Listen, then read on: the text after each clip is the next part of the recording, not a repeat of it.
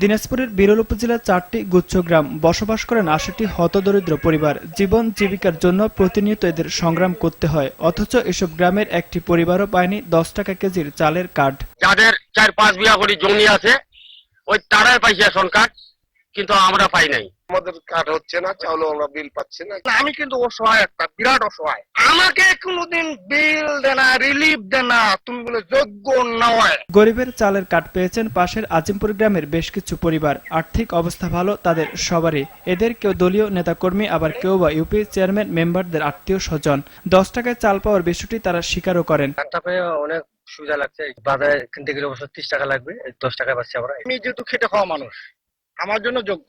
এই গ্রামের মতো পুরো জেলার চিত্র একই। দুস্থদের পরিবর্তে চাল যাচ্ছে বিত্তবান আর দলীয় নেতাকর্মীদের ঘরে। দিন করে দিন খাই, কিন্তু কার্ড আসে না আসে, আমার খবর কোনোখানে আমরা পাই না। কার্ড বিতরণে অনিয়মের কথা স্বীকার করলেন কয়েকজন ইউপি সদস্য ও ডিলার। তবে এর জন্য দোষ চাপালেন ক্ষমতাসীন দলের নেতাকর্মীদের ওপর। নেতাকর্মীদের জন্য একটা 11 সদস্য বিশিষ্ট কমিটি তৈরি করছিল। কমিটি এই কার্ডগুলো জমা করছে। সহযোগিতা পাইনি, পাইছে কতিপয় 47 মহল। স্বজন প্রীতি ভাবে বিতরণ করা হয়েছে, যারা পাবার তারা পায়নি। অনিয়মের অভিযোগ ওঠায় বিরল উপজেলায় খাদ্য বান্ধব কর্মসূচি স্থগিত রয়েছে। পুনরায় তালিকা করে চাল বিতরণ করা হবে বলে জানান এই কর্মকর্তা। আমরা ইউনিয়ন পর্যায়ে কমিটির মাধ্যমে তালিকা আবার পুনরায় যাচাই বাছাই নতুন করে তালিকা প্রণয়ন করতেছি।